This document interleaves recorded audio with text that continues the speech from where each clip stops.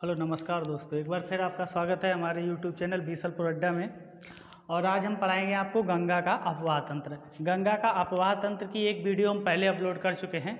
उसमें क्या है, जो ऊपरी अपवाह तंत्र है, जहाँ पे ऊपर जो उत्तराखंड में जो नदी आती है और हरिद्वार तक, उसमें जो भागीरथी नदी है, अलकनंदा है, मंदाकिनी है, पिंडर है, नंदाकिनी है, इन सब नदियों के मिलने से जो अपवाह तंत्र बनता है उसका डिस्कशन किया था हमने। वो पुराने हमारे वीडियो को देख सकते हो। इसके लिए क्या है, आपको हमारे डिस्क्रिप्शन बॉक्स में जाना पड़ेगा। वहाँ से हमारा यूट्यूब चैनल के पूरे लिंक दिए हुए हैं, जितने भी वीडियो हैं वहाँ से आप देख सकते हो। और हमारा एक टेलीग्राम चैनल भी है, बीसलपुर अड्डा नाम से ही है, उसका भी डिस्क्रिप्शन में लिंक दिया हुआ है। वहाँ से आप इसकी PDF पाने के लिए या इसका स्क्रीनशॉट पाने के लिए आपको वहाँ बहुत सारा मैटर मतलब दिया जाता है, और वहाँ क्वेश्चन क्विज भी कराए जाते हैं। तो आप उसे भी ज्वाइन करें और उससे भी फ़ायदा उठाएं, सब तरीके से नॉलेज प्राप्त करें। और इसका डिस्कशन मैं करूँगा। देखिए, अभी एग्ज़ाम भी जल्दी जल्दी होने वाले हैं, तो डायग्राम से आप नदियों को, सहायक नदियों को, उनके बीच में पड़ने वाले मैदानों को और कौन से मैदान की क्या विशेषता है, ये सब जानोगे तो ज़्यादा बेहतर रहेगा। एक तरीका तो ये है कि भाई चलो ठीक है, एक एक नदी बता दें और कौन सा कहाँ पे आके मिलती है, कैसे मिलती है, तो ये हो गया, इससे बनेगा एक क्वेश्चन आपका क्लियर हो जाएगा। लेकिन एक कोई बेसिक कॉन्सेप्ट बड़े एग्जाम के लिए, छोटे एग्जाम के लिए मिक्स करके कैसे पढ़ते हैं, कैसे करके इस नदी से क्वेश्चन बनाए जा सकते हैं, और इस पूरे क्षेत्र को मानसून से कैसे जोड़ा जा सकता है, इसका मैं डिस्कशन करूँगा। वीडियो को लास्ट तक देखें और फिर देखें कि कितना अच्छा हुआ या कितना अच्छा नहीं हुआ। ठीक है, देखिए, एक गंगा नदी है, जो पुराना वाला वीडियो जो हमने बताया था यहाँ तक कि प्रयागराज तक बताया था, लेकिन इससे पहले हम फिर चलते हैं। तो हरिद्वार है। एक क्वेश्चन ये पूछा जाता है कि गंगा कहाँ पर मैदान में प्रवेश करती है, तो गंगा हरिद्वार में मैदान में प्रवेश करती है। अब गंगा मैदान में प्रवेश कर गई, अब उत्तर प्रदेश, बिहार और झारखंड इधर से होते हुए, और कहाँ, पश्चिम बंगाल में होते हुए सुंदरबन डेल्टा में जाके उसके बाद समुद्र में मिलती है। तो ये पूरी इसकी यात्रा होती है, और इसके दौरान इसमें कौन कौन सी नदियाँ आके मिलती हैं और कौन कौन सी इसकी सहायक नदियाँ हैं। तो जितनी ये लाल कलर से मैंने नदियाँ बनाई हैं, ये सब गंगा की सहायक नदियाँ हैं। ठीक है, इसको छोड़ के तो फिर इसके बारे में बाद में बात करेंगे। पहले देखिए, सबसे पहले सहायक नदी मिलेगी आपको रामगंगा। ठीक है, रामगंगा है, और फिर उसके बाद में मिलेगी गोमती। ठीक है, ये बरेली और ये गोमती पीलीभीत। तो पीलीभीत की फुलर झील से एक जगह है माधो टांडा, वहाँ से ये निकलती है और आके ये गंगा में मिलती हैं। और इन दोनों नदियों के बीच में जो दोआब मैदान होता है, जब दो नदियों के बीच में कोई मैदान होता है जिसमें जलोढ़ मृदा जम जाती है, तो उस मैदान को दोआब कहते हैं। तो आपसे ये भी क्वेश्चन पूछा जा सकता है कि ये जो मैदान है, इनके बीच में कौन सी मृदा है, कैसी मृदा से बने हैं, तो ये जलोढ़ मृदा से बने हैं। तो ये अब आपसे पूछे कि रोहिलखंड का मैदान किन दो नदियों के बीच में है, तो रामगंगा के बीच में और गोमती के बीच में। यहीं से एक क्वेश्चन ये भी पूछा जा सकता है कि रामगंगा नदी का उद्गम कहाँ से होता है, तो गढ़वाल की पहाड़ियों से। और गढ़वाल की पहाड़ियाँ कहाँ हैं, उत्तराखंड में। यूके लिख लो यहाँ पे, गढ़वाल की पहाड़ियाँ उत्तराखंड में। अब गोमती नदी का उद्गम कहाँ से होता है, तो फुलर झील से होता है। अब देखिए, मैंने दो सहायक नदियाँ पढ़ाई आपको, उससे बनने वाले जितने क्वेश्चन है वो बताया आपको। एक डायग्राम आपके दिमाग में छपा रहेगा कि किस तरीके से नदियाँ ऊपर से आती हैं। तो ये बाएं तरफ से आके मिलने वाली है, नीचे वाली दाएं तरफ से आके मिलने वाली है। अगली नदी देखते हैं हम, घाघरा। इसकी राप्ती एक सहायक नदी है। ठीक है, और घाघरा नदी ऊपर से बह के आती है नेपाल साइड से। तो उस घाघरा नदी के जो मैदान है उसको बोलते हैं अवध का मैदान। ठीक है, अवध के नवाब हुआ करते थे पहले। इसका जो बक्सर का युद्ध होगा, वहाँ उसका नवाब भाग लेगा, तो वो हिस्ट्री से भी जुड़ा हुआ पोर्शन है। और ये उत्तर प्रदेश के, पूर्वी उत्तर प्रदेश के बाद, और ये बिहार में पड़ेगा आपका अवध का मैदान। तो ये उत्तर प्रदेश और बिहार में अवध का मैदान पड़ेगा, और ये पूर्वी उत्तर प्रदेश का मैदान है, जिसको उत्तर प्रदेश बाद में, मतलब पूर्वी उत्तर प्रदेश का तय लास्ट में। तो ये पूरा ऊपर का थोड़ा एरिया बिहार पड़ जाएगा, और ये उत्तर प्रदेश का नीचे।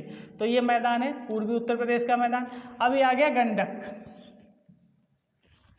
गंडक नदी है जो बहती है, बिहार में बहती है, नेपाल से आती है। और ये एक है बूढ़ी गंडक। गंडक और बूढ़ी गंडक, इन दोनों नदियों के बीच में ये जो मैदान है, दोआब है, इसको बोलते हैं सरना का मैदान। कौन सा बोलते हैं, सरना का मैदान।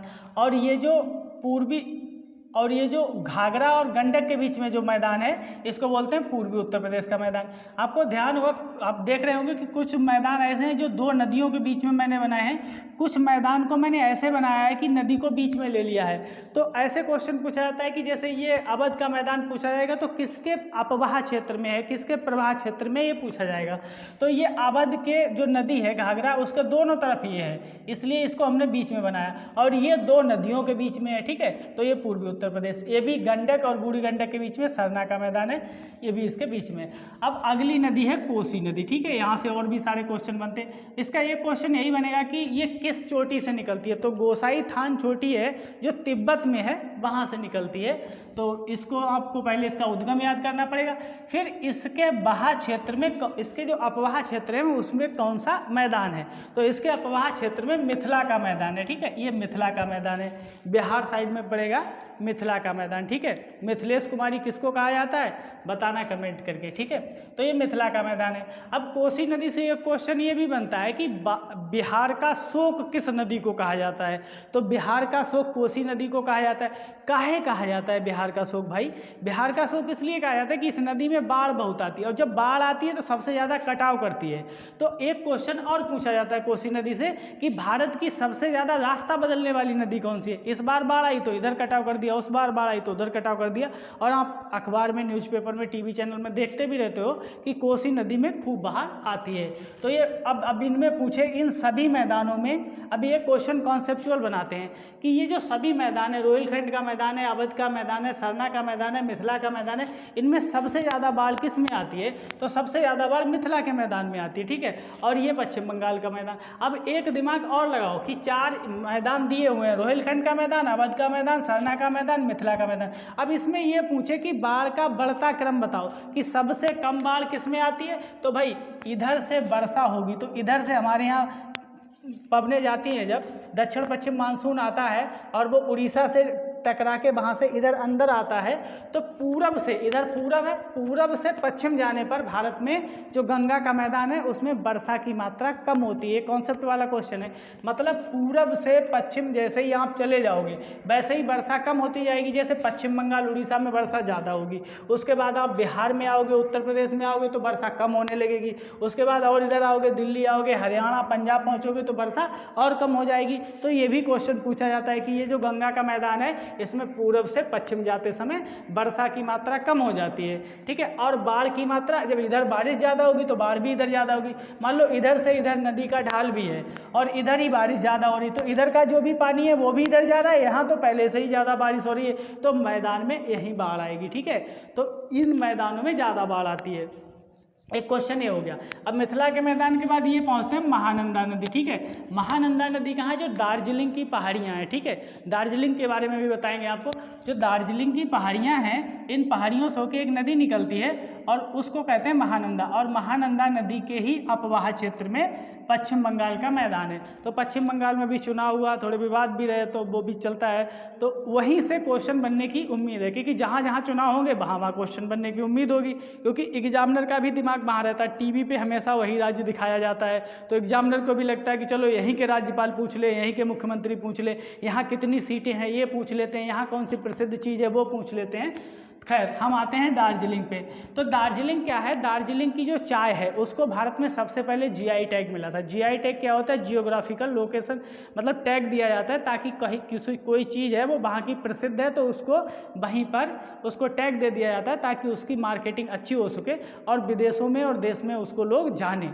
जैसे बहुत से बनारसी साड़ियाँ हैं, ठीक है, तो ऐसे जीआई टैग एक बार पढ़ाएंगे तो सभी पढ़ा देंगे, लेकिन पहले दार्जिलिंग की चाय को दिया गया था। तो ये दार्जिलिंग पहाड़ियाँ वहीं पे है, और इन दार्जिलिंग पहाड़ियों के पास में जो गोरखालैंड की जो मांग होती है वो गोरखालैंड क्षेत्र भी इधर ही है, ठीक है। अब आते हैं हम यहाँ फरक्का बराज के आगे से गंगा नदी जब दो धाराओं में बट के आगे चली जाती है बंगाल में तो वो पद्मा हो जाती है, ठीक है। आपने सुना होगा, मैंने पढ़ाया भी है कि गंगा का, जब गंगा बांग्लादेश में प्रवेश करती है तो उसका नाम क्या हो जाता है? पद्मा। और जब ब्रह्मपुत्र नदी बांग्लादेश में प्रवेश करती है तो उसका नाम क्या हो जाता है? जमुना। यमुना नहीं, यमुना गंगा की सहायक है, उसे पढ़ाएंगे, तो इसका नाम क्या हो जाता है? जमुना। और इन दोनों नदियों के मिलने से जब इसमें मेघना आके मिल जाती है तो इसका नाम हो जाता है मेघना, और मेघना के नाम से ही ये समुद्र में जल छोड़ती है। तो ये भी क्वेश्चन पूछा जाता है कि गंगा और जो ब्रह्मपुत्र नदियाँ हैं उसका बाद में लास्ट में समुद्र में पहुँचते समय क्या नाम होता है, तो मेघना होता है। और यहीं पे ये सुंदरबन का डेल्टा है, इसके समय पता है आपको सुंदरी के वन पाए जाते हैं और यहाँ पे व्हाइट टाइगर पाया जाता है। ठीक है, दलदली जमीन है तो आर्द्र भूमि है। तो ये क्वेश्चन यहाँ से बनते हैं। हुगली की साइड मयूराक्षी नदी और दामोदर नदी। ठीक है, दामोदर घाटी परियोजना के बारे में हम अपने पिछले वीडियो में पढ़ा चुके हैं। तो ये भारत की पहली परियोजना थी जो दामोदर नदी पर बनी थी। ठीक है, यहाँ पे 4-5 बांध बने हैं, वो मैं परियोजना जब पढ़ाऊँगा, जब मैं महानदी घाटी परियोजना पढ़ाऊँगा या नदी घाटी परियोजना, उसमें उसका डिस्कशन करूँगा। अब मैं आता हूँ, आपको नीचे आ जाऊँ यमुना पे। ठीक है, यमुना किसकी सहायक है, देखो गंगा में मिलती है, तो ये यमुना। और गंगा में कहाँ मिलती है यमुना, प्रयागराज में। ठीक है, प्रयागराज में मिलती है। अब इसके बीच का जो दोआब क्षेत्र है इसको क्या बोलते हैं, गंगा यमुना का दोआब, जो दिल्ली के बाद से शुरू हो जाता है और इधर फिर चलता है आगे प्रयागराज तक। ठीक है, तो ये गंगा यमुना का दोआब है। और गंगा कहाँ से, यमुना कहाँ से निकलती है, भी ये क्वेश्चन पूछा जाता है बंदरपुर से। यमुना के पास में कौन कौन से शहर हैं बड़े प्रसिद्ध, तो वो याद रखिए। जैसे आगरा कभी कभी पूछ लिया जाता है क्योंकि वहाँ ताजमहल है, तो वो पूछ लेता है एग्जाम में। तो एक क्वेश्चन तो ये कंप्लीट हुआ आपका। ठीक है, अब मान लो यमुना की भी सहायक नदियाँ पूछ ले कि यमुना की सहायक नदियाँ कौन सी हैं, तो इनको एक क्रम में मैंने लिख दिया है और इनको याद करने का बस एक बार देख लें तो याद ना हो फिर भी, लेकिन जैसे ही आप एग्ज़ाम में पहुंचोगे तो एग्ज़ाम में पहुंचते ही आपके दिमाग में ये डायग्राम इतनी बार देखो, इतनी बार वीडियो देखो कि वो छप जाए दिमाग में। एक बार छप गया तो 3-4 क्वेश्चन पक्के हो जाएंगे। और अगर मान लो कभी मेंस में, यूपी पीसीएस के मेंस में गंगा के मैदान का डायग्राम बनाने को आ गया, मतलब गंगा के मैदान की विशेषताएँ पूछ ली, और मान लो आपको लिखना है, तो एक छोटा सा बस मैप बनाओ, 2-4 नदियाँ भूल भी जाओ इसमें, 1-2 बना दो और उसके बाद दिखा दो, तो अच्छे मार्क्स मिलते हैं फिर। ठीक है, तो मेंस में ऐसे डायग्राम की जरूरत पड़ती है। तो इसका यूज देखो नॉलेज आपको कितनी है ये अलग बात है, लेकिन आपका उसका मैक्सिमम यूज कैसे कर पाते हो। एक होता है ज्ञान का स्तर और दूसरा होता है उसको उपयोग करने की क्षमता। हो सकता है किसी के पास बहुत ज्ञान हो लेकिन उसके पास उपयोग करने की क्षमता नहीं है, तो वो परीक्षाओं में सफल नहीं हो पाएगा। हो सकता है किसी के पास लिमिटेड ज्ञान हो लेकिन अगर उसने सही से उसका उपयोग कर लिया तो वो परीक्षाओं में सफल हो जाता है। कभी कभी आपको लगता है कि यार वो तो बिल्कुल नहीं पढ़ता था लेकिन वो सफल हो गया। देखिए उसके पास जितनी नॉलेज थी उसके बेस पे वो उसने अपना तैयारी की और उसी बेस पे उसने एग्ज़ाम दिया और उसका हो गया। तो ये कोई बड़ी बात नहीं है कि उसने बहुत कम तैयारी की उसका हो गया, मैं बहुत तैयारी करता हूँ मेरा नहीं होता। कभी कभी लक भी साथ नहीं देता है, लेकिन फिर भी मेहनत करने वालों को सफलता जरूर मिलती है। तो आप मेहनत करते रहिए और लगे रहिए। अब देखिए यमुना की सहायक नदियाँ कौन कौन से हो जाएंगी, चंबल, सिंध, बेतवा, केन, टोन। अभी मैंने पिछले वाले वीडियो में आपको ये बताया था कि केन और बेतवा के बीच में उत्तर प्रदेश और मध्य प्रदेश के बीच में लिंक प्रोजेक्ट चल रहा है, मतलब 2 नदियों को जोड़कर पानी एक नहर के द्वारा जोड़ा जाएगा ताकि केन का जो ज़्यादा पानी है वो बेतवा नदी में लाया जा सके और उत्तर प्रदेश के और मध्य प्रदेश का, जैसे मध्य प्रदेश का दतिया जिला है, वहाँ पर टीकमगढ़ है, उन जिलों की सिंचाई की जा सके और उधर झांसी है, ललितपुर है, तो उन सूखे वाले जिलों की सिंचाई की जा सके।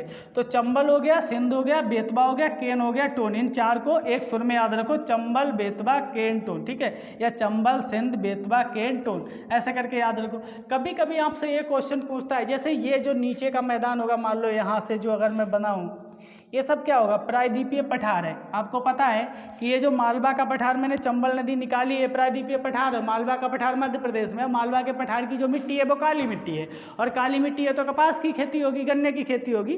तो ये यहाँ से जब मान लो ये प्रायद्वीपीय पठार है तो इसका ढाल ऊपर की तरफ है, उत्तर की तरफ है। ठीक है, तो ये भी पूछा जाता है कि जब नदियाँ ही इधर से इधर बह रही हैं, आप देखो नीचे से प्रायद्वीपीय पठार से नदियाँ बह रही उत्तर की तरफ, तो इसका ढाल किधर होगा, दक्षिण से उत्तर होगा। अगर आपसे मान लो पूछ ले कि निम्नलिखित में से कौन सी नदी दक्षिण से उत्तर की ओर बहती है, तो ये तो आपने देख ली ये सब उत्तर से दक्षिण की तरफ बहती हैं। तो ये वाली आपने देख ली, चंबल, सिंध, बेतवा, केन, टोन और ये सोन। तो इनमें से ही कोई ना कोई नदी ऑप्शन में होगी अगर वो पूछेगा दक्षिण से उत्तर की तरफ बहने वाली नदियाँ। ठीक है, अब उत्तर से दक्षिण की तरफ बहने वाली नदियाँ, अब पूरब से पश्चिम को बहने वाली नदियाँ, पश्चिम से पूरब बहने वाली नदियाँ, ऐसे भी कॉन्सेप्चुअल क्वेश्चन आप वहातंत्र से पूछे जाते हैं।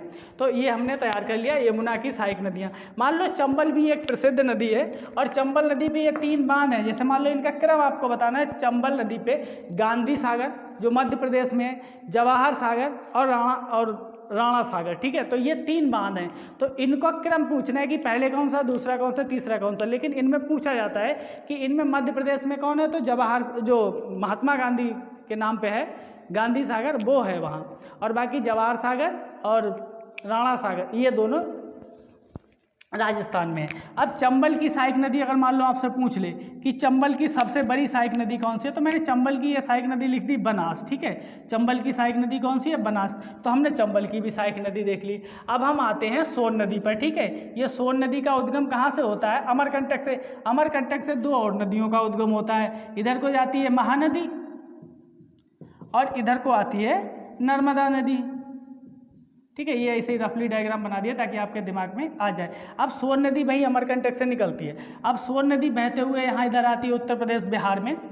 तो यहाँ इसका जो रिहंद नदी है, इसकी एक सहायक नदी कोयल है। तो रिहंद नदी पर ही तो रिहंद बांध बनाया गया है। आपने सुना होगा जब भी आप उत्तर प्रदेश का एग्जाम देते तो उसमें एक क्वेश्चन पूछा जाता है कि जो रिहंद बांध किस नदी पर बना हुआ है, ठीक है। तो वो तो सोन की सहायक रिहंद नदी पर बना, यहाँ से खूब। अब ये क्षेत्र पड़ेगा आपको सोनभद्र क्षेत्र, जो कोयला उत्पादन का क्षेत्र है, ठीक है, सोनभद्र। तो वहाँ से एक डायग्राम दिमाग में आना चाहिए कि ये सोनभद्र क्षेत्र वाला एरिया है। और इसका जो मैदान है वो मगध का मैदान बोला जाता है। सोन नदी के जो अपवाह क्षेत्र में जो मैदान है उसको हम क्या बोलते हैं, मगध का मैदान, ठीक है। तो मगध के मैदान की भी बहुत सारी गाथाएं सुनी होगी आपने, मगध साम्राज्य था उस समय पूरा, ठीक है। तो हिस्ट्री में पढ़ते होगे। अभी जब आप पहले ज्योग्राफी पढ़ो, ठीक है, उसके बाद हिस्ट्री पढ़ो, उसके बाद पॉलिटी पढ़ो, आपके दिमाग में कॉन्सेप्ट बैठता चला जाएगा, एकदम गारंटी है। क्योंकि ज्योग्राफी पढ़ने से आपके दिमाग में पूरा भारत का मैप आ जाता है। अब भारत का मैप आने के बाद फिर आप हिस्ट्री पढ़ना शुरू करते हो, तो वही जो फैक्ट होते हैं वो मैप में वहीं टच होते जाते हैं। दिमाग में एक डायग्राम बना होता है पहले से कि मगध की बात हो रही है तो सोन नदी क्षेत्र की बात हो रही है, ठीक है। और अगर मिथिला की बात हो रही है तो गंडक नदी, कोसी नदी की बात हो रही है। ऐसे करके दिमाग में एक मैप बैठा हुआ है रफली, और उसमें ही आपके आंकड़े आके ऑटोमेटिक फिट होते जाते हैं।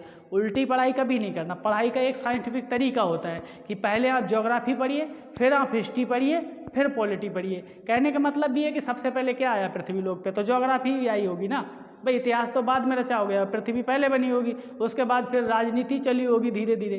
तो वो सब एक क्रम है, दिमाग में उसी क्रम में रखिए, अच्छे से तैयारी होगी आपकी। और जब भी आप रिवीजन किया करें यही क्रम फॉलो करो, पहले ज्योग्राफी का रिवीजन करो, फिर हिस्ट्री का रिवीजन करो, फिर पॉलिटी का रिवीजन करो, ठीक है। सॉरी।